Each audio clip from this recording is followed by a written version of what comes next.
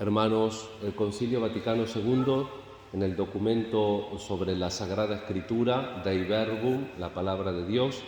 en el número 4 dice que Jesús nos revela al Padre y por lo tanto el designio, el deseo de salvación que tiene Dios sobre todos nosotros con gestos y palabras. No solamente las palabras, el texto, sino también los gestos, toda la vida de Jesús. Desde que nace, desde que está oculto con su familia en Nazaret, en su vida pública, con los apóstoles, cuando hace milagros, cuando duerme en la barca, cuando llora a su amigo Lázaro y fundamentalmente la resurrección. Todos los hechos de Jesús, su misma vida, son para nosotros la revelación de Dios. Esto es importante que lo tengamos en cuenta para que nosotros también pidamos en esta Eucaristía, en este tercer domingo de Pascua, que el ciclo B nos da la posibilidad de analizar nuevamente una parte del Evangelio que ya hemos proclamado el domingo pasado. El día de la resurrección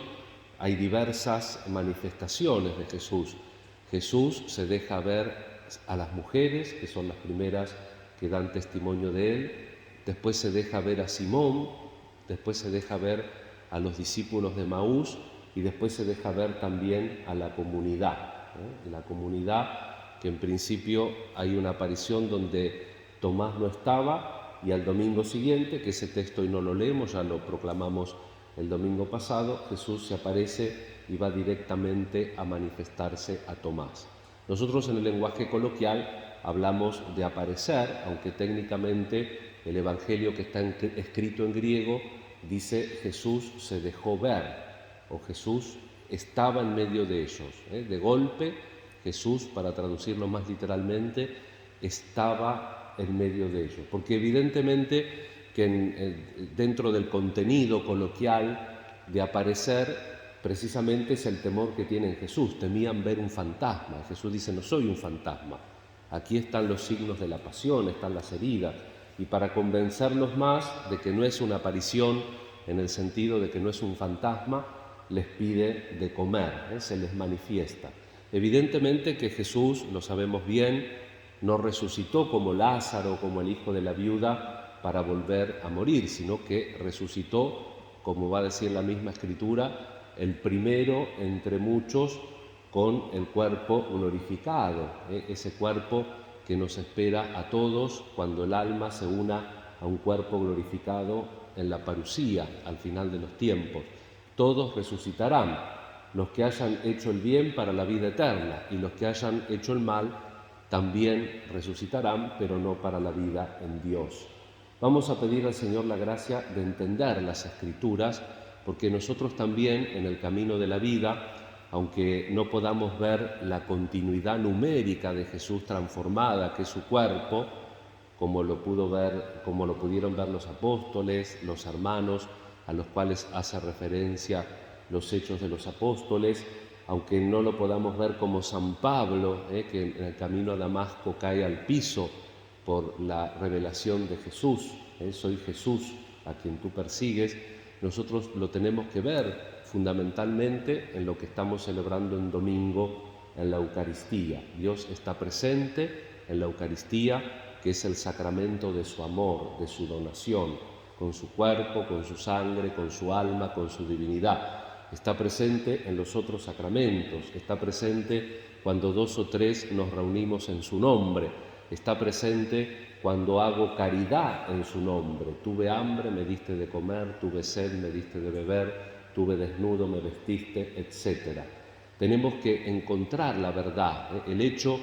histórico de las manifestaciones de Jesús resucitado, que todavía continúan en su presencia sacramental y que nosotros también estamos llamados en el ámbito propio a sentir y a descubrir, que es en el ámbito de la celebración eucarística. El Señor nos invita a que a través de sus llagas nosotros también atendamos, como dice tantas veces el Papa Francisco, las necesidades de tantos hermanos nuestros y, por supuesto, los que tienen necesidades urgentes, como es el hambre o la salud, pero también todo tipo de necesidades espirituales y humanas, porque Cristo en la semana ahora hemos comenzado el viernes el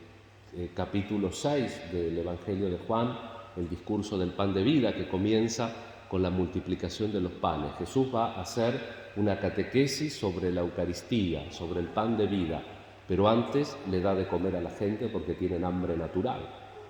Jesús va a hablar del Espíritu con la samaritana, que simboliza el agua, pero primero le va a pedir un vaso de agua del pozo. La realidad corporal por la encarnación está tocada y también tiene la promesa de Dios. Por eso en el credo, ante herejías que negaban o que despreciaban la corporalidad, decimos en el credo: creo en la resurrección de la carne que es el elemento frágil, el elemento que Jesús toma para la encarnación, también tiene la promesa de la vida verdadera. Vamos a pedir al Señor entonces nuevamente, con humildad, de manos de María, nuestra Madre, que el Señor nos haga entender las Escrituras para que descubramos al Cristo vivo entre nosotros. Que la celebración de la Pascua nos ayude a tocar las llagas de Jesús, primero en la presencia real, en el sacramento de su amor, la Eucaristía, en las demás acciones de la Iglesia y sobre todo en el hermano necesitado. Si tenemos ocasión y podemos socorrer a alguien que está en un extremo, por supuesto que lo vamos a hacer, como se ve la generosidad inclusive de la gente que no es practicante, para que nuestra vida sea un cristianismo auténtico, verdadero, como nos decía la segunda lectura del apóstol Juan,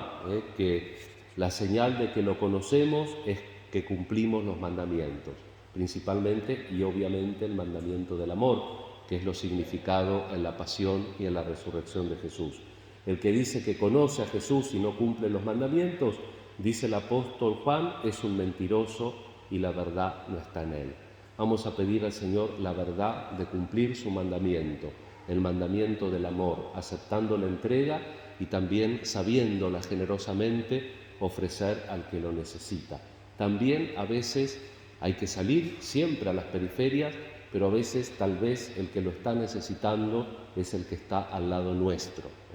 el prójimo próximo, que a veces es el más difícil de atender,